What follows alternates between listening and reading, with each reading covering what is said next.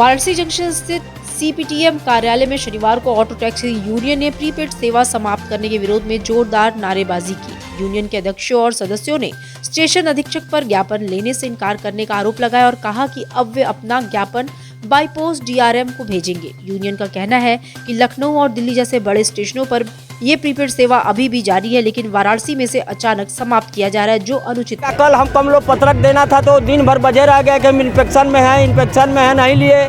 आज हम लोग जब पत्रक देने गए तो कह रहे हैं कि हम जो है सोमवार को लेंगे और अपने ऑफिस में बैठे हुए हैं। हमने डीआरएम साहब को भी फ़ोन किया तो डीआरएम साहब ने कहा कि उनको पत्रक दीजिए, नहीं तो ये डीआरएम को दे दीजिए।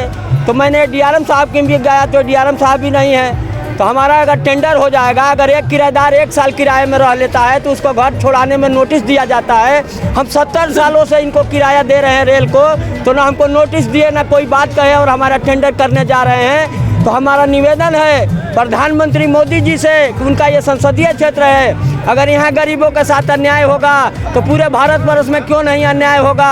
तो हम ये चाहते हैं, मोदी जी से मैं निवेदन करना चाहता हूँ कि आप यहाँ के सांसद हैं, देश के प्रधानमंत्री हैं, लेकिन हमारा सांसद है तो हमारा यहाँ टेंडर नहीं होना चाहिए। ये हमारा आपसे करबद्ध निवेदन है और प्रार्थना है। उससे पहले ही आप लोग विरोध कर रहे हैं?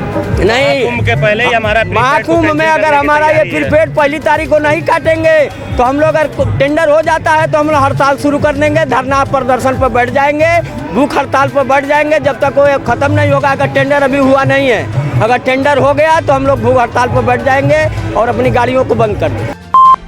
संपूर्णानंद संस्कृत विश्वविद्यालय के कुलपति प्रोफेसर बिहारी लाल शर्मा ने लखनऊ स्थित मुख्यमंत्री योगी आदित्यनाथ के आवास कालिदास मार्ग पर शिष्टाचार भेंट की। इस दौरान कुलपति ने विश्वविद्यालय की प्रगति, विकास योजनाओं और भावी लक्ष्यों पर एक विस्तृत प्रस्ताव मुख्यमंत्री को सौंपा।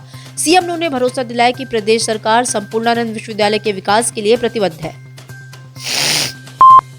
शहर के ककरमत्ता रेलवे क्रॉसिंग पर अंडरपास और मड़ुआडी पुरानी क्रॉसिंग पर फुट ओवर ब्रिज बनाने की योजना है। 7 करोड़ रुपए की लागत से अंडरपास और 5 करोड़ रुपए की लागत से एफओबी के निर्माण का टेंडर हो चुका है। इन कार्यों की डिजाइन तैयार की जा रही है, जिसके फाइनल होते ही निर्माण कार्य शुरू हो जाएगा। महानगर कांग्रेस कमेटी के कार्यालय मैदागिन स्थित राजीव भवन में पूर्व महानगर अध्यक्ष चंद्र मोहन पांडे की 25वीं पुण्यतिथि पर उन्हें श्रद्धांजलि अर्पित की गई। इस मौके पर उनके चित्र पर पुष्प अर्पण के साथ ही कांग्रेस कार्यकर्ताओं ने उन्हें सलामी दी और 2 मिनट का मौन रखकर उनकी याद में भावभीनी श्रद्धांजलि अर्पित की। कांग्रेस कार्यकर्ता, जिला कांग्रेस कार्यकर्ता यहाँ उपस्थित होकर हम सभी उन्होंने श्रद्धांजलि दी है और साथ ही साथ उनके विचारों को याद करते हुए किस तरीके से उन्होंने नगर अध्यक्ष को कैसे नगर कांग्रेस कमेटी को कैसे मजबूत किया और किस तरीके से उन्होंने काम करने की बातों को सुनकर हम सभी नौजवान साथी आगे काम करने का प्रण लिए हैं और जरूर कांग्रेस पार्टी को मजबूत करेंगे। देखिए, आज सबसे बड़ी बात तो है स्थापना दिवस कांग्रेस पार्टी की है और साथ ही साथ आज उनकी पुण्यतिथि भी है। तो मैं उनके परिवार का होते हुए, उनका पोता होते हुए गर्व महसूस करता हूँ कि जिस दिन कांग्रेस पार्टी की स्थापना हुई है उसी दिन उनको स्वर्गवास हुआ है, उसी दिन वो शहीद हुए हैं। तो ये सबसे बड़ी बात है और सबसे बड़ा योगदान ये रहा है कि कांग्रेस पार्टी के लगातार कार्यकर्ताओं के बीच रह के कार्यकर्ताओं का मनोबल मजबूत करना, पार्टी को मजबूत करना उनका काम रहा है। उन्हीं की बातों को सुनकर यहाँ सभी पुराने कांग्रेस के लोग बैठे हुए हैं, उन्हीं की बातों सुनकर हम सभी नौजवान साथी एनएसयूआई के साथी प्रण लेते हैं कि कांग्रेस पार्टी को लगातार मजबूत करने का काम करें। काशीपुराधिपति के प्रति भक्तों की अटूट श्रद्धा और भक्ति है। उनका बाबा से अनोखा रिश्ता है। सर्दी में बाबा को मखमली रजाई ओढ़ाई जा रही है।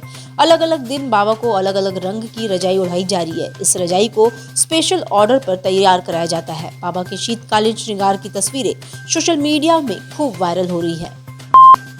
काशी में आयोजित एक कार्यक्रम में पहुंचे प्रख्यात अभिनेता और लेखक आशुतोष राणा ने अपनी रचनात्मक यात्रा और विचार साझा किए। उन्होंने बताया कि वे हाल ही में भगवान राम पर लिखी गई अपनी पुस्तक को लेकर उत्साहित हैं और अब भगवान कृष्ण और शिव पर भी किताबें लिखने की योजना बना रहे हैं। आशुतोष राणा ने कहा, बनारस की भूमि पर आकर बाबा विश्वनाथ और काल भैरव के दर्शन करना एक अद्भुत अनुभव है। बनारस फिर से आने वाला हूँ 6 जनवरी को। हमारे राम जो हमारा नाटक है उसका शो रुद्राक्ष कन्वेंशन हॉल में होने वाला है। तो 2:30 बजे से शो होगा, तो आप सब पधारें।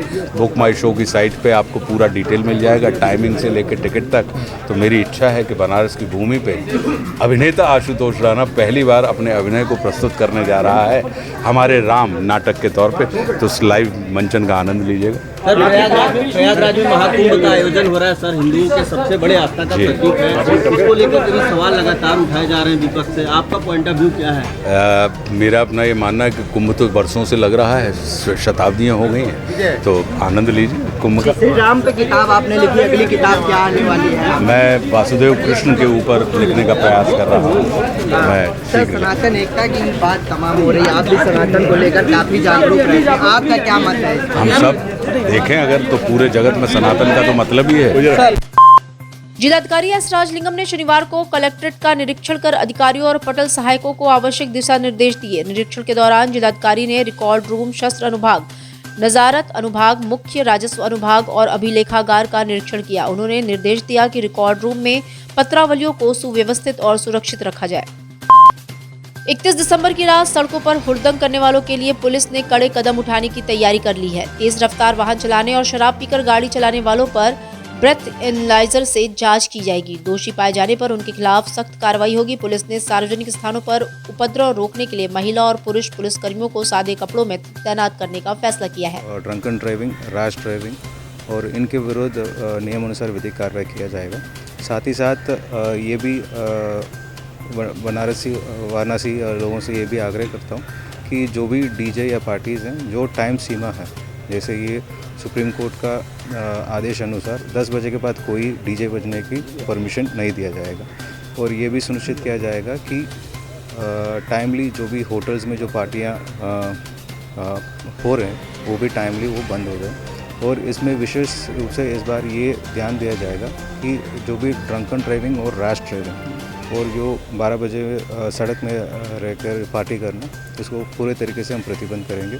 और विभिन्न जगहों पे हम बैरियर लगा के चेकिंग करेंगे। ये सुनिश्चित किया जाएगा कि उस दौरान कहीं कोई घटना ना हो। जो क्लबों में डांस वगैरह होते हैं, बारों डांस होते हैं, उनके लिए क्या? कौन सी क्लबों में और बारों में डांस होता है, जिसको लेकर ऐसे मिलता है?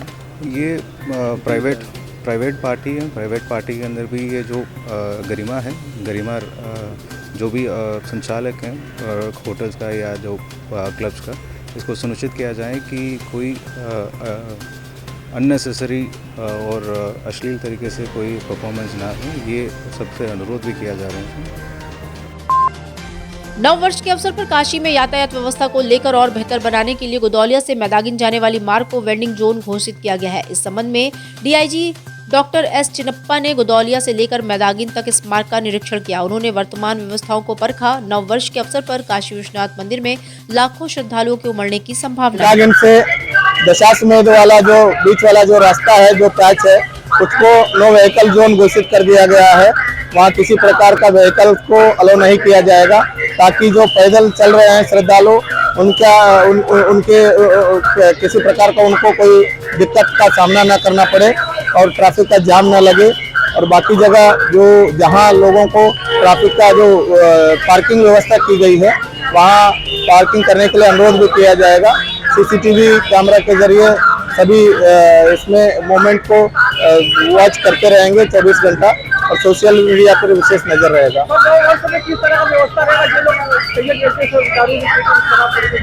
नहीं, वो उसका चेकिंग लगातार चल रहे हैं। किसी प्रकार का कोई मादक पदार्थ सेवन करके इस तरह का करते हैं तो उनके खिलाफ जो भी कानूनी कार्रवाई की जाएगी। काशी के विभिन्न इलाकों में बारिश की शुरुआत के साथ मौसम ने करवट लेना शुरू कर दिया है। शुक्रवार शाम से बादल छाए हुए थे। इसी बीच शनिवार सुबह से हल्की बारिश शुरू हो गई। किसी इलाके में हल्की बारिश तो कहीं बूंदाबांदी शुरू हो गई है। बारिश के कारण ठंड और गलन बढ़ गई है। ठंड बढ़ने से लोग गर्म कपड़ों में नजर आने लगे हैं।